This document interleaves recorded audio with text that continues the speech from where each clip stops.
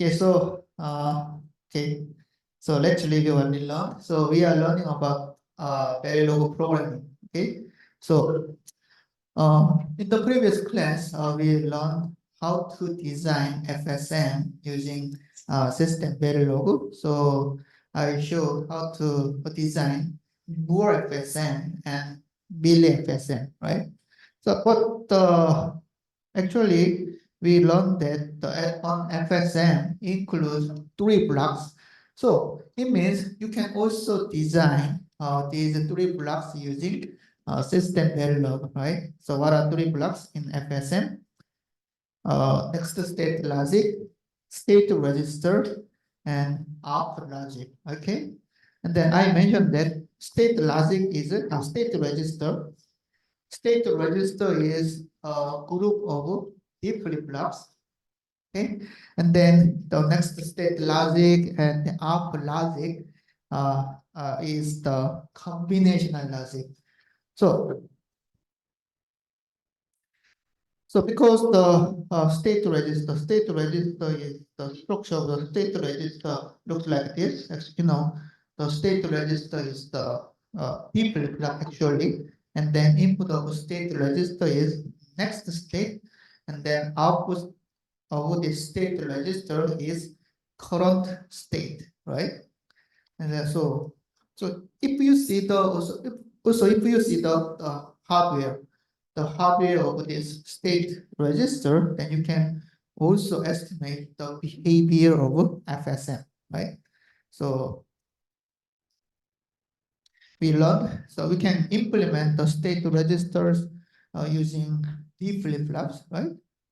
And then we can also define next state logic and output logic based on the state transition diagram, right? So we can use the case statement. So if we use case statement, then we can, I believe, we can easily design the next state logic, also the output logic.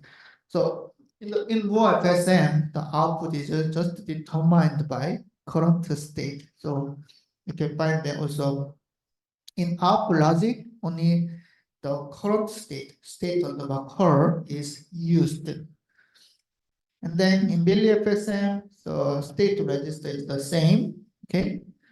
And then based on the state transition diagram, we can design next state logic and out logic, okay? And then also you can observe that in out logic in Billy FSM, the out logic receives input signals. In this case, norm is the input signal. Okay, so norm is used. So basically, you can design this next state logic and out logic based on the state transition diagram. So if you can understand the state transition diagram, and if you also you can understand how to design these states using the case statement, then I believe you can easily design the next state logic and up logic. So actually, so we will have the third lab assignment in the next week. So so I think today is the best day for posting the third lab assignment, because in the third lab assignment, then you will be requested to design FSM. Okay, but you know, so we are in the campus festival period. So I will post the third lab assignment in the next week. Okay. So if you do this third assignment, then actually in the third assignment, you will be requested to design FSM in system Verilog, but this state transition diagram will be provided. So you can practice. You can practice how to design FSM based on the state transition diagram in the third level segment. So it will be posted in the next week. Okay. Then we also learned about the parameterized module. Okay. And then so we will we will learn about the module instantiation. So you can find the example of module instantiation in the Testbench file. So I provide the several Testbench files, right? Like the tb_test1, tb_test2, something like that. But you can observe that in this Testbench file, your design file, like the test1.b or test2.b. So this your design module is instantiated. So instantiate means that make a module, includes the module as an instance of this parent module or ham module. So if in a programming, in a common programming language, then you can actually call a function, right? Like so in a C program, so you can define a function like the int or function name, and then some argument here, and then function will return some visual value, right? And then you can also call this function in C, right? Like the C equal foo, and then some argument. So actually, you can understand the instance is similar to a function call, right? So when we use a function call, then firstly we define a function, right? And then we just call the defined function in the other function, usually the main function, right? So it's the same. So instance means that, so we can make a module or we can design a certain module, and then this module can be included in the another module, like the parent module or tab module. Okay, so this is the example. This tab module includes the many units like the unit A, unit B, and unit C. Right? So this is the hierarchical design. So if we use the hierarchical design, then you can just focus on the design of this the smaller module like a unit A, unit B, or unit C, and then these modules can be included in the larger module. So we can make more complex module or more complicated module, right? So I mentioned that the modern digital design is very complex. So actually, we need to design hierarchically. So it's very difficult. It's very difficult to design the complex module using only one complex module using only one instance. Okay, so this is inefficient and it's very complex. So it's very difficult. Okay, so usually, we just focus on the design of a small module, and then by combining these modules, so we can just connect the input and output of these modules, and then we can make the bigger module, like this tab module. Okay, so it means this tab module needs to include the smaller module like unit A, unit A, B, C. So it is called instantiation. Okay, so you can find the module instantiation here. So this is called the instantiation. Okay, so instantiation means that a smaller module is included the tab module. So we can we can make the complex digital design hierarchically. Okay. Then how can we include this module? Okay. So as I mentioned, actually, so you can also observe the provided test bench file because test bench file includes the instantiate your design module. Okay. So actually, there are two methods for instantiating the module. Okay, the first approach is the positional instantiation. So in this example, who is your design module? So sub module. So it's called the sub module. Also, it's a smaller module. Okay, so it is called the sub module. Okay, sub module. So if you see this COSE module, then you can find the 3 input ports ABC and then 1 output port. So in order to include or in order to instantiate a sub module, then you need to connect these input and output ports in the COM module.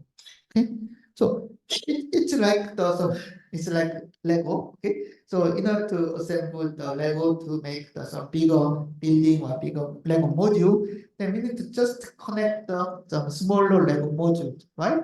It's the same. So in the digital design, so actually each module includes ports, input and output ports, and by connecting this input and output module, then we can make bigger module.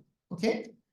So COSE module includes the 3 input and 1 output port, and then this is the COM module. So we want to connect this COM module. COM module signals one COM module node. So signals means that the signal includes the port of the COM module or the internal wires or internal signals in the COM module. So in this example, this COM module includes the internal logic, internal nodes called the A, B, C. And then we want to connect these internal signals to this sub-module, the port of the sub-module. So in order to connect this port, then we can use the positional instantiation. So it means that when this COSE module is declared, so we use the module syntax here, which means that the module is declared. And then we also declare ports. But you can observe that the orders of this port, like this port. So in this module, the ports start from A, and then B, and then C, and then Y. So we can make the list of input and output ports based on this input and port declaration. Okay. Then when the module is instantiated, then we can just map these signals to the location or position of the port. Okay. So in this example, this is the sub-module name. So which means that this is some module name of the module that will be instantiated. So we firstly use the module name here. So you can find the module name here. And then the second is this is the instance name.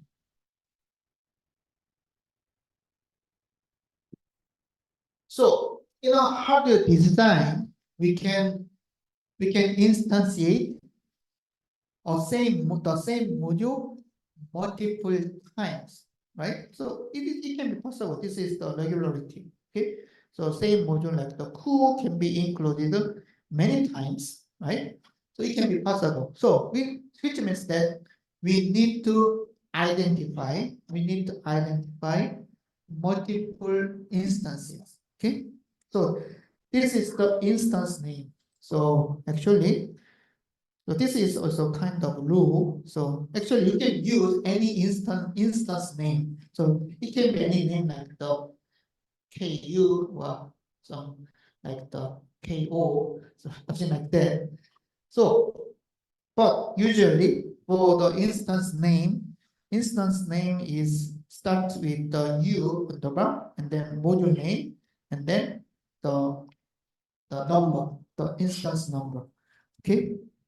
So it's a kind of rule, but you can use any names for the instance name. Okay. So this is the instance name, and then so internal nodes of the distant module are connected. So this is the port A. A is connected to the A0 of the top module, and then this is B. B is connected to the port B. Okay, and then you can find the A1 is here. So because the A is the bit vector, so the A1 is connected to the C. Port C of this full module. Okay, and then output Y is connected to the internal logic C, internal variable. Okay, so we can just allocate these nodes input or output signals of this hub module to the position of the port. So which means that in this example, so this is the A, port A, this is B, this is C, and this is Y. So this is core module. And then the internal signal like A0 is connected to the input port A, and then B is here, A1 is here, then C is here. So just connected using the positional instantiation. Okay, so we use the ordered list. So this is what I explained already. But we can so also there is another approaches. There are another approaches for instantiating a submodule. So this is called the named instantiation. Okay, so this is the example. So actually the core module is the same, but we use the different instantiation method. Okay. So this is the module name, and then this is the instance name, right? And then if you see the inside of this instantiation, like the inside of a bracket, you can find that it's a dot A, and then also you can find some bracket, and inside of the bracket you can find some internal nodes of the hub module. So named instantiation instead.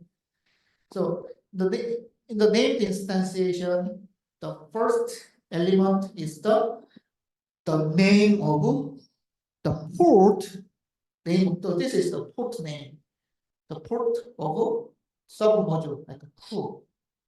Okay. So you know it's the core module includes the A, B, C. Okay, so this is the port name. So port name starts with that. Okay, so that A, and then after that you can find the bracket here, and then the name of internal node of this tab module is included. So it represents the A0. A0 is just connected to the input port A. Okay, the same. So actually, this positional instantiation actually identical to this named instantiation. Okay, so we just list the number of the port. You start with the dot, and then the internal nodes or input or output signals are just connected. Okay, this is the named instantiation. Actually, it's the same. So So B, and then this is A1, and then this is C. Okay, and then this is Y. So actually, if we use named instantiation, we need to type more, right? So if you compare the positional instantiation, then the named instantiation, okay? Yes, this is named instantiation, and then this is the positional instantiation. So you can find that actually positional instantiation is simpler, right? So you don't need to type many characters, okay? So, but named instantiation is recommended. So it is because in order to avoid bug. So what is the issue? What is the possible issues in the positional instantiation? So in the positional instantiation, we need to match the order of ports to the some signals in the TAM module, right? The problem is that sometimes we can add a new port, like the port you see T here. So we can add the new port to the sub module. So in this case, the order is just can be mixed, right? So because the D is added, then we need to in the positional instantiation, then we need to also add some signal between this port A and B. But sometimes this is the very simple example, and then usually a module can include many ports. Okay, so if the position is just mixed and then if we make a mistake, then the signals can be mapped to the important port in the positional instantiation.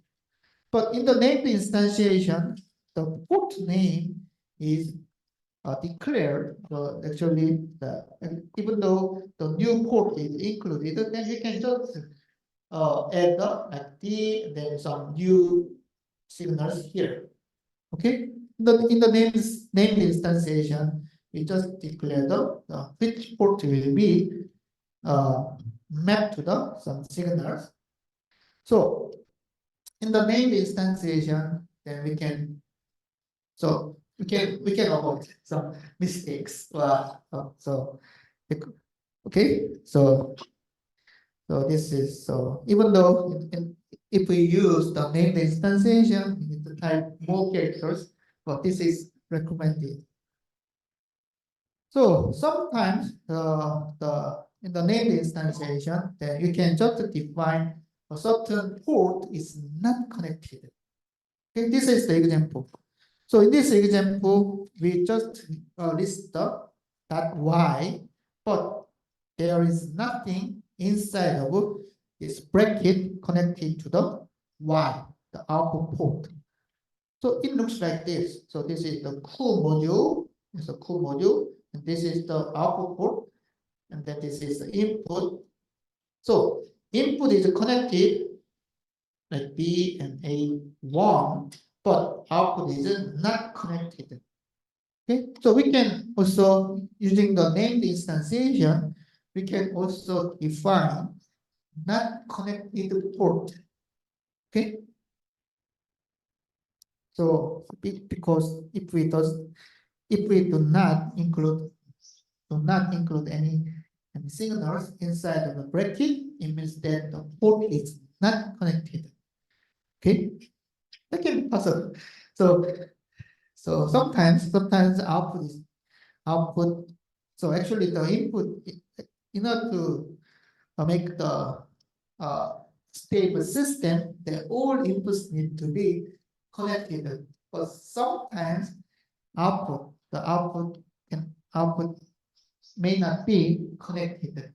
Sometimes if this output signal is required by a module or any other modules, then we can make the output unconnected. Okay.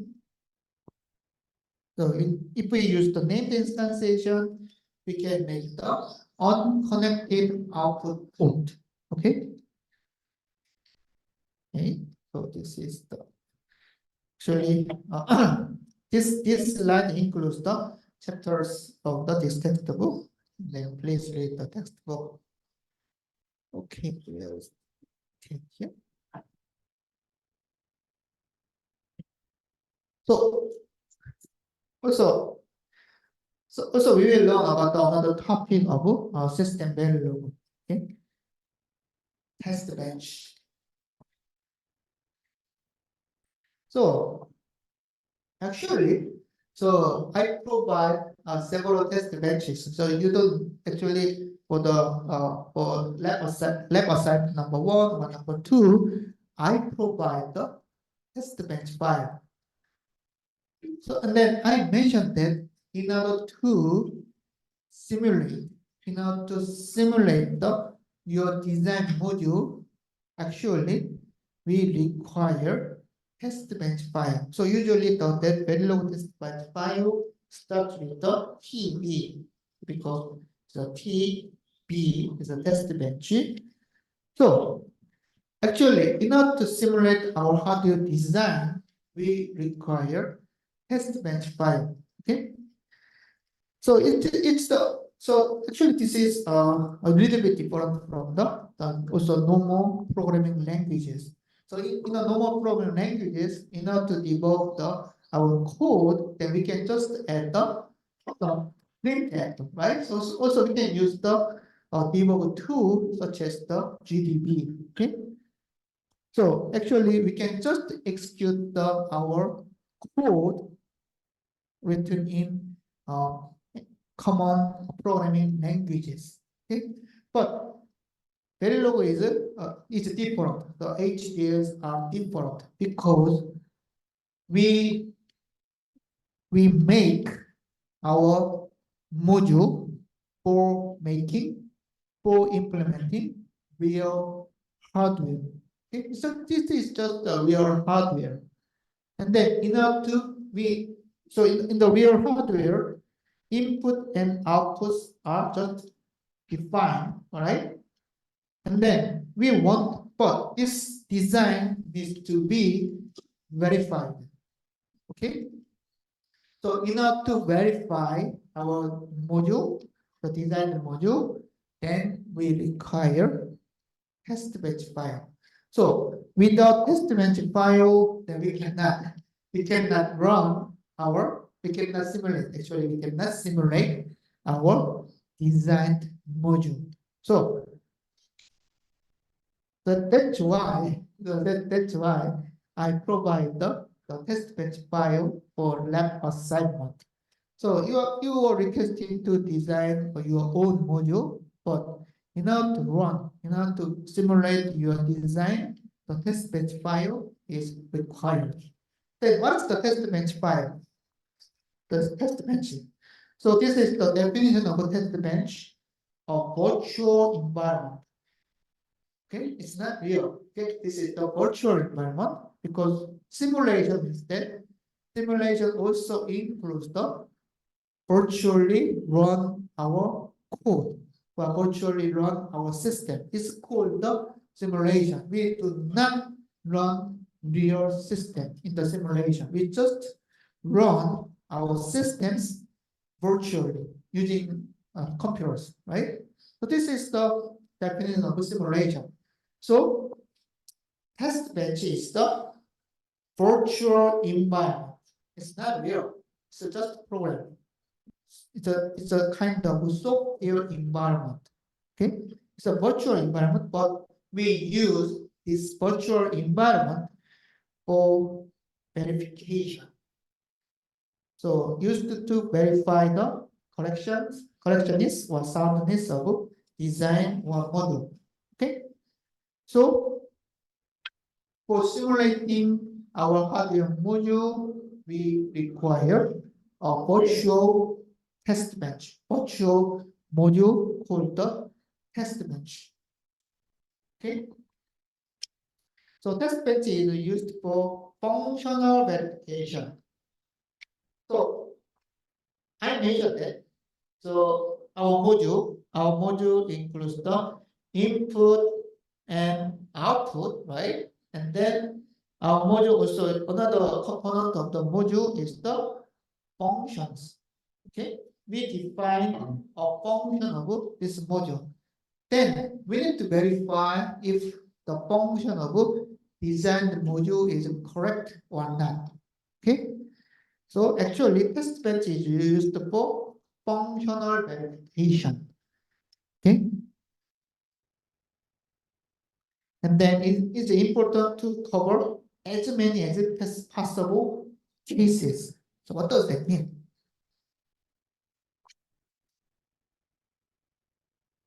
So this is hardware. Okay, so actually, and then actually, when if we use the Testbench file, then we just connect the input and output. Okay, we connect the input and then we make the virtual signals. Okay, so this is the virtual signal, the simulation, and then virtual input signals are given to this module. Okay, the test this your designed module, but sometimes some cases, so we need to check. So we actually theoretically we need to check all possible cases for the verification, but sometimes it's not possible.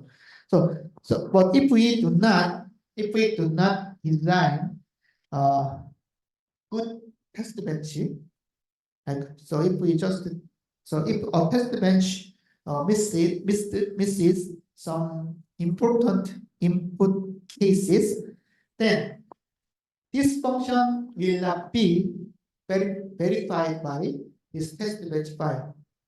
So again, if a test bench misses some cases, some input cases or some input signals, then a certain function of this module will not be verified.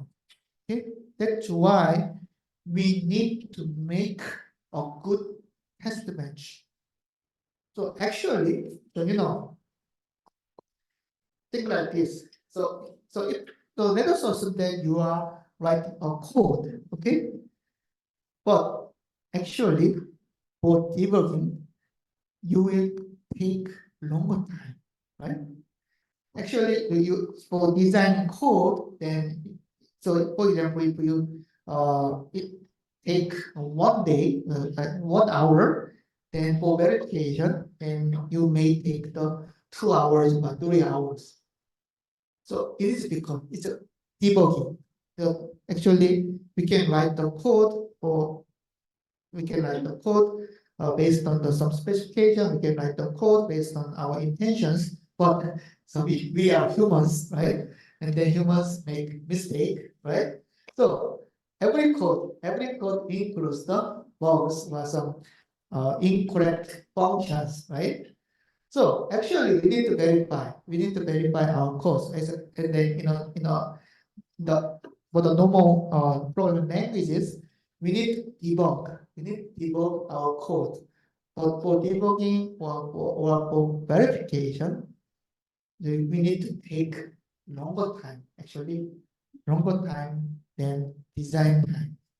Okay, it's the same. Actually, so this test bench is the virtual environment. So we just connect the input and output port. And then using these input and output signals, we need to verify the many possible cases, many functions supported by this module. So in order to make a good test bench, and a good test bench covers as many as possible cases. So as many as functions inside of the module. And then in order to make which means that you also need to design good test benches. Okay, it will take time. So usually for the hardware design, the test bench design also will take a long time. It is because you need to make some input signals or input cases that can cover as many as possible functions, as many as possible cases. And then should be efficient to verify. It's also important for you. It's an important skill, right, actually. So let us assume you are a programmer, and as I mentioned, for debugging, you may need to take longer time. But if you make some good code for debugging, then you can reduce this time for debugging, right? So if you can just, for example, so you can make a file that stores some important result, and then you can just compare this important result using script. Okay. So this is also same for the test-bench design of system value. Okay. So this is called the verification. Okay. And then for this verification, then also you need to make the efficient approach or efficient verification method. Okay. Actually, this is important for your real skill. This is actually the important skill. Okay. So for programming, well, so for the hardware design, so you need to be efficient to verify code design. Okay. So I will explain later what is efficient test bench design. And then test bench is not synthesizable. So actually,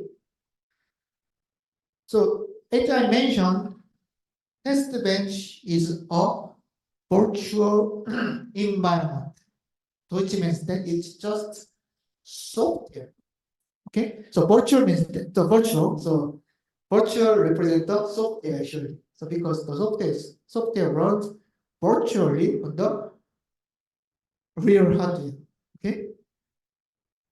So you may think that why software is virtual, but software is virtual, right? Hardware is real. Hardware is physical. Okay. So actually, a test bench is the virtual environment, so we don't need to synthesize the test bench. But actually, the test bench is not synthesizable. It's just software. Okay, it's a virtual. So test bench is not synthesizable. It's just code. Okay.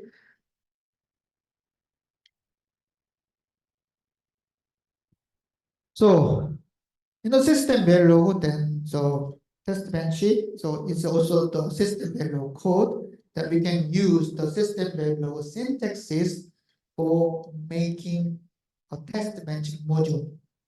Okay, so we can use system value syntaxes. Okay, then there are some types of test bench like simple test bench or self-checking and then self-checking with test vectors. So I will show the example of these types later. Okay.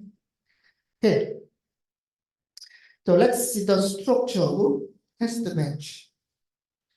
So if you read the test bench file, the provided test bench file, then you can already observe the structure of test bench file. So this is the common structure of the test bench file. So this is the test bench module, and a test bench module instantiate your design. As this design is called the DUT or UUT. So it means the So actually, hardware design, you may find many abbreviated word. Okay, DUT represent the design under test. Then what is the UUT? UUT means the unit under test. Okay, so your design module is called the DUT or UUT, and then this DUT or UUT is included in the Testbench file, Testbench module. Okay, so we learned about the instantiation of a module, right? So it's a in order to instantiate the some sub modules, the top module calls the instantiate the sub modules, and then which means that top module includes the sub modules. The test bench is kind of a top module, okay? So test bench includes your designed module, okay? So which means that test bench module instantiate your design. So it means input and output ports of your DUT, or your design, needs to be connected inside of the test bench module. Okay, so it looks like this. So it's your design to be verified, verified. So test bench generate the input signals. Okay, input signals. So these input signals are called the input stimulus. Okay, input stimulus. So input, you need to generate the input stimulus or input signals, and then these inputs are given to the input port of your design. So this is just black box. So and then we need to verify the function of this black box. So in order to verify the function of this black box, then we also need to monitor the output of the black box, right? So so we don't know which function is in this black box. So we need, in order to verify this black box, we need to generate the input signals, so called the input stimulus, and then we check the output values. So output signals determined by given input values. Okay, this is some basic concept of test bench file. Okay, so you need to understand that. So in the test bench module includes the DUT, design of the test, and then in the test bench module, input and output port of the DUT are connected. Okay, and then in the test bench module, you need to make input signals, okay? And then these input signals are given to DUT because the input ports are just connected. And then DUT will generate outputs, right? So this is just hardware. Then we just check these values of the output signals from this DUT. So this is the concept of test bench in system value. Okay. So think like this. Actually, it's obvious, right? So this is the black box. We don't know the function of this black box. And in order to identify the function of the black box. So we can generate some inputs, right? Then we can check the outputs. Then we can identify the function of this black box. So it's the same. The test bench generate the input signals and then check the output values. Okay, if the output values are generated from our design module as our intentions, our some specification, then we can say that, oh, this design works correctly. Okay, so this is the purpose of test bench. Okay, so this is the example. So in this example, this is the test bench file for multiplexer. So 2-to-1 multiplexer. So if we start this test bench file, then you can find that this is the module name. Okay, the module. So this is test bench is also a system value module, right? So we need to declare the test bench module using the test bench module name. But as you can see, test bench does not include input and output ports. Okay.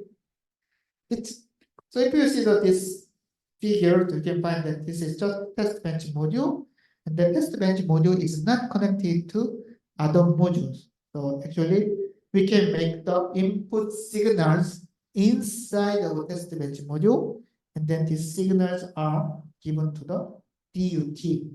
Okay? So there's no input outputs. Okay? But inside of the test bench module, we just declare logics. Well, actually, there's signals. We declare signals inside of the test bench module.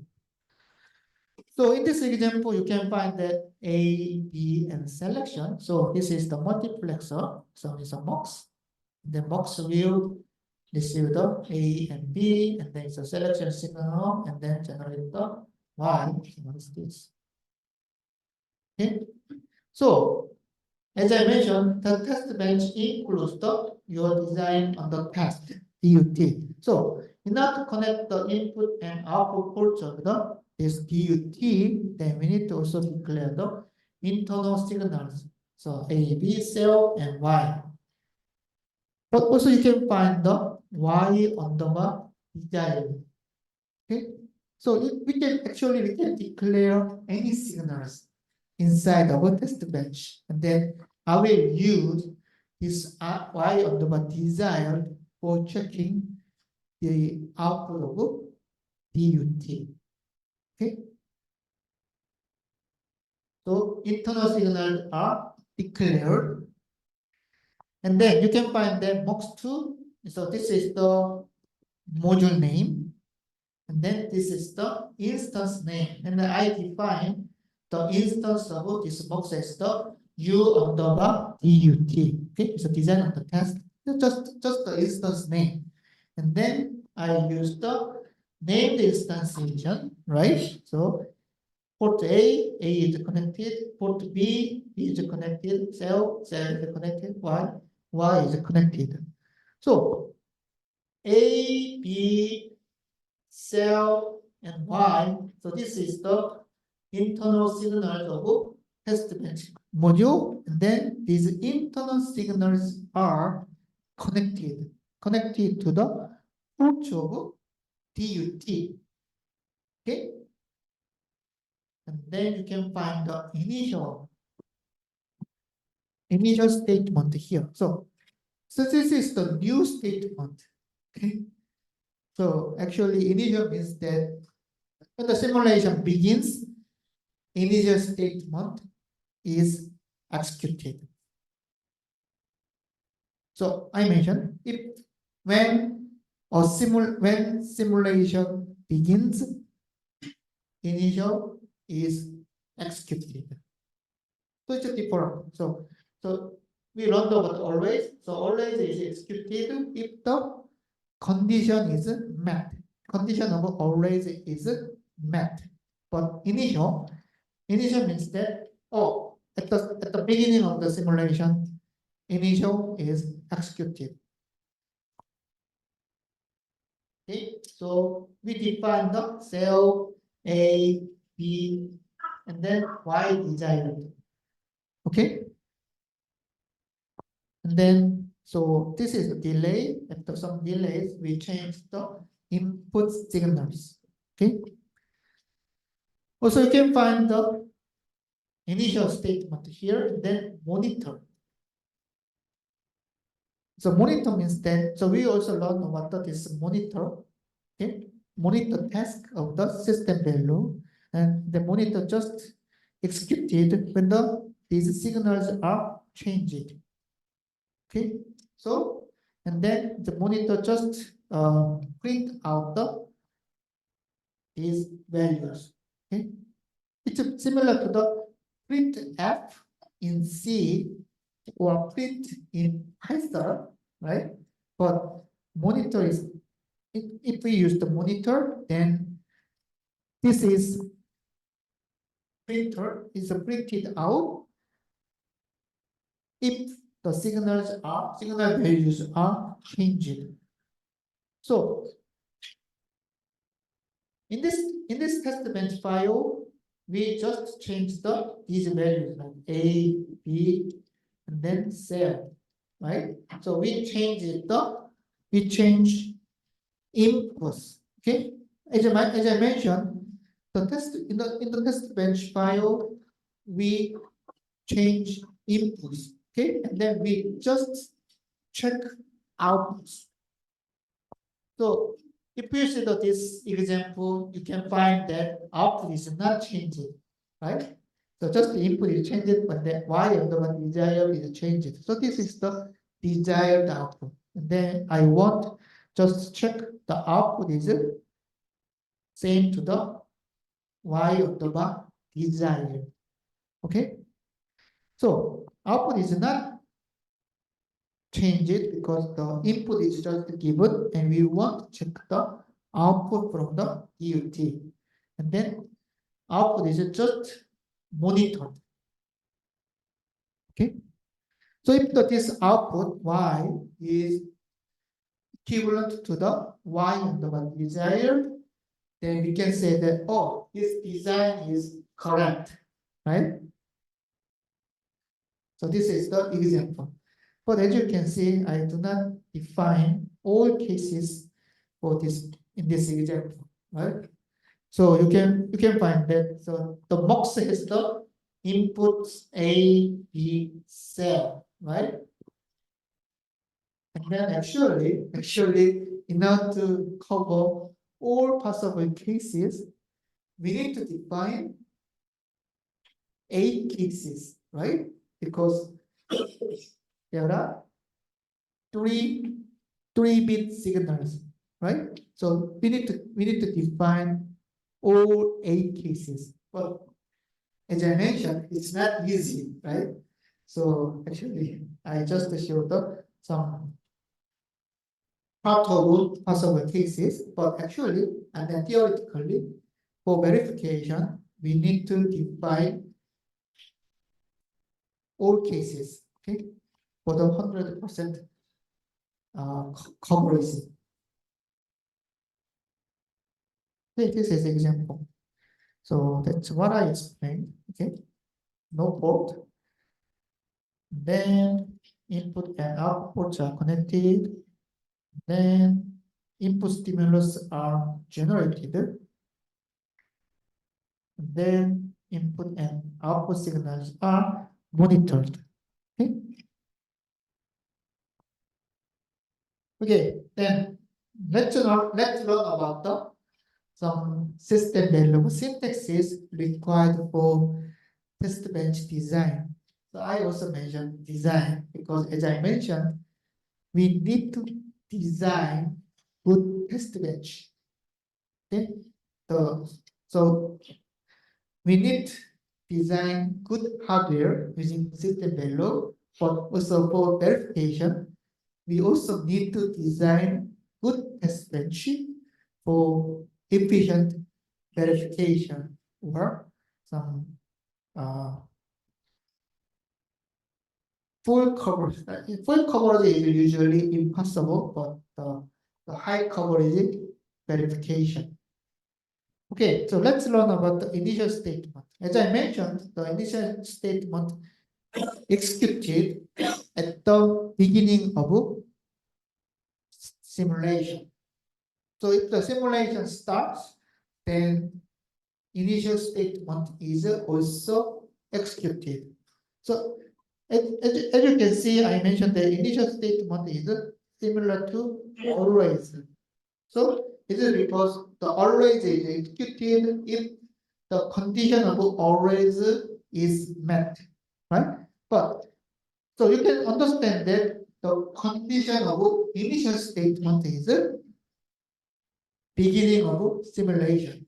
So at the beginning of the simulation, then initial statement will be executed. So this is an example. Initial begin. So at the beginning of the simulation, cell is 0, A is 0, B is 0, blah, blah, blah. And then after, so sharp and number represent the delay as we learned. Okay. So after 10 unit time delay, so we don't know the unit time here, right?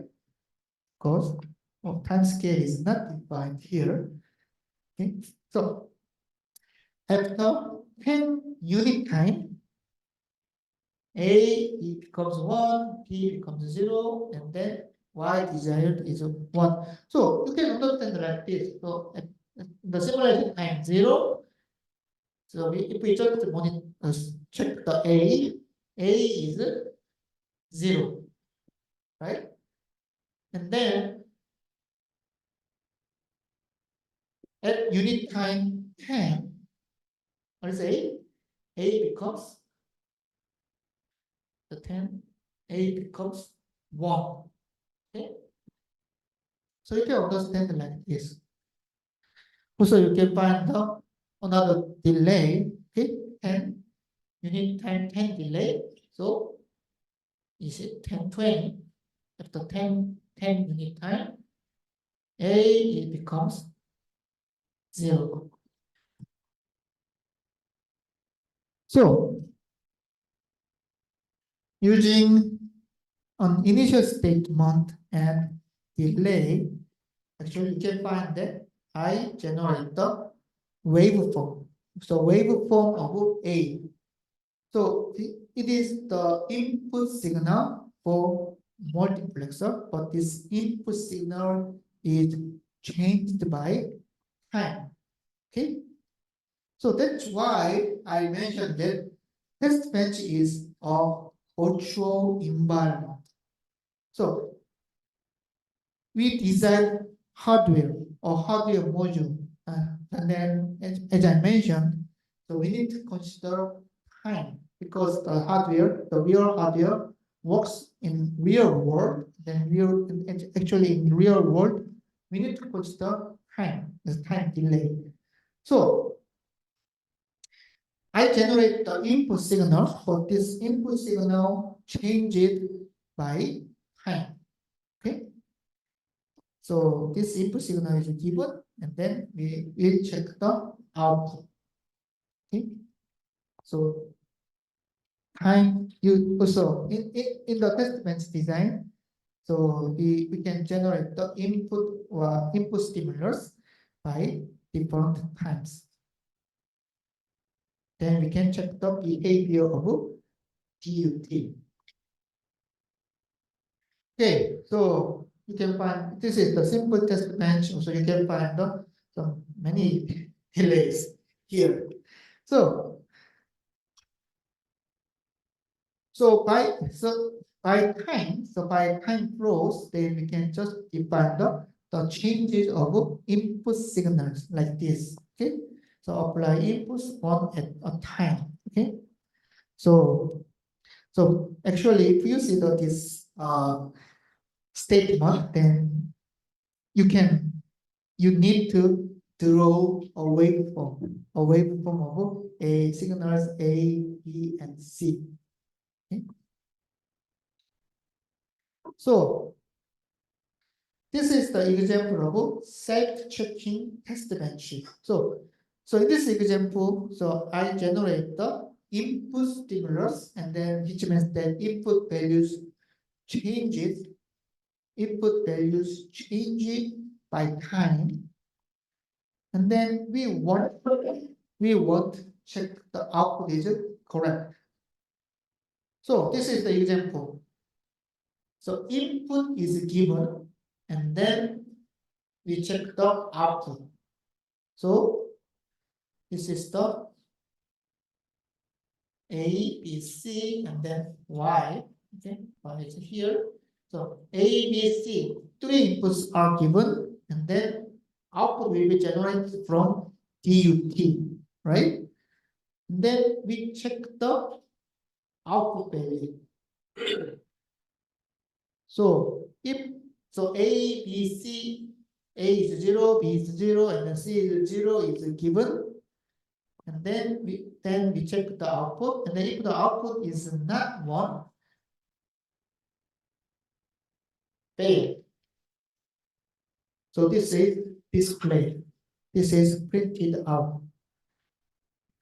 So which means that if the y equals 1, then it's a correct value. But if y is not 1, for the input cases, A, B, C is 0, 0, 0, A, B, C are 0, 0, 0, then we can say that, oh, this block is incorrectly designed. Okay?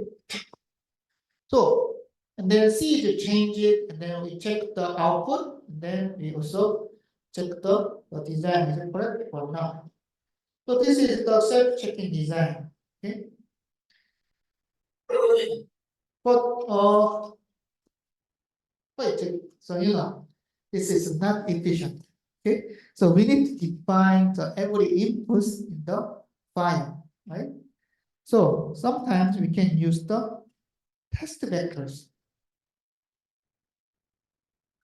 So test vector is just a file, and then this test vector includes the input values. Also, it can also include the desired output values. So by using this test vector file, then these inputs are given to the DUT, and then we can just compare the output values in the test vectors. Okay, so we can use the test vector. So this is the example. So this is the text vector file, and then text vector file includes the input combinations. Okay, so 0, 0, 0 is given, and then also it includes the output, desired output values.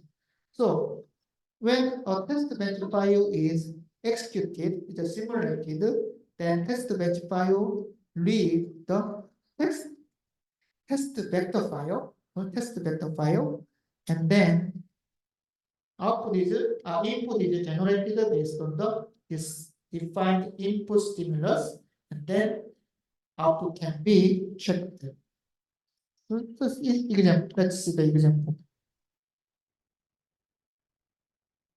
So this test bench file is a little bit complex, right? So because compared to the very simple test bench file, so actually this part is simple. Okay, only the ABC are declared. But if you see this example, so you can find that a clock is here, and then A, B, C, Y. So this is some internal signals that will be connected to the input and output port. Also, you can find the Y desired here. Then you can find the vector norm, and then errors also test vectors. So actually, this test bench file, the system value test bench file will read. We'll read data from test vector file, and it will store the test vectors in this array. So you can find some somewhat new format of signal, but then actually I believe you are familiar with this type. It's a big vector, right? But also you can find some different declaration after the signal name test vector. So actually it represents the array of test vectors. Okay, so it means that we can use this array values like the test vectors 0, 1, 2, and then 10,000. Okay, so this test vectors is declared as an array, and then this array includes 10,001 because it starts from 0, 10,001 array elements. Okay, so we can use some system value task called the read mem b. Okay, so read mem b reads the the test vector file. Okay, so this is the name of test vector file. Okay, so example.tv, then the red test vectors are just stored in the test vectors array. Okay, and then so vector norm is 0, error is 0. And then we use the clock. So because we want to give the input stimulus by on the rising edge of the clock to the max, and then we want to check the clock based on the test vectors. So when we learn about sequential design, sequential logic, then I mentioned that using a sequential logic, we can also control the timing of digital systems, right? So like this, we can also use clock signal. Using the clock signal, we can also control the timing of input stimulus. Okay. So what is this? So you can find that. So on every rising edge of clock, then this. So on every rising edge of clock, A, B, C, Y, whatever desired with the test vectors. And then it's the vector norm. So it's indexed by vector norm. So what does that mean? If this command, this task is executed, so you can find that this is the initial. Okay, so when at the beginning of the simulation, this read mem B will be executed, right? So then this read mem B read these lines, the lines in a test vector file, then this value is stored in the test vectors 0, and then this is stored in the 1, 2, 3, blah, blah, then 7, right? Just stored in the test vector array. Then on the rising edge of clock, on the every rising edge of clock, then this values in the test vector array indexed by vector norm is given to the A, B, C, Y of the desired. Right. So about next. So what you can find that on negative value clock. So if y is not equal to y underbar desired display error or input ABC because the output B is expected but it's a B, and then error is counted, and then the vector num is increased because we need to also give some different values for the input, because also the test vectors includes the valid element from the index number 0 to 7. Okay, so it is given to the, so we just check all cases, and then if the test vector just encounters unknown value, because if the, so as you can see, this text vector file just includes the 8 lines, right? So which means that the text vectors only have valid values until the index number 7. So if the test vectors encounter unknown value, then it is test is completed. But we can say that this count of error is detected here. So you can observe that compared to the simple self-checking test bench,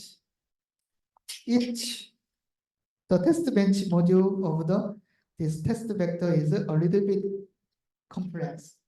Okay? But as I mentioned, this is good test bench design, right?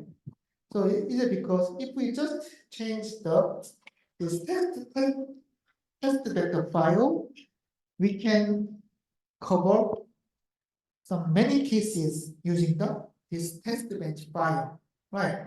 So compared to the simple check system, here we just define several cases, and then so this is just a box, so we can just define 8 cases, but let us assume that we need to design complex design, and then this complex hardware will include many ports. It's not possible using it's not possible to define these many values using like this. Okay? So even though the test bench program looks more complex, but it's more efficient approach. So we define test vectors. Then inside of test vector, we just store input values and then desired output. And then we sequentially read the input values. Then these input values are given to the DUT. Then we check the output automatically. So actually, so this test bench is a more complex than you can think that, oh, it's not easy to understand, but it's more efficient design. Okay, so this is the example. Then I'll stop here. In the next class, I will also we will also learn about some more system value syntaxes for test bench design. 감사합니다.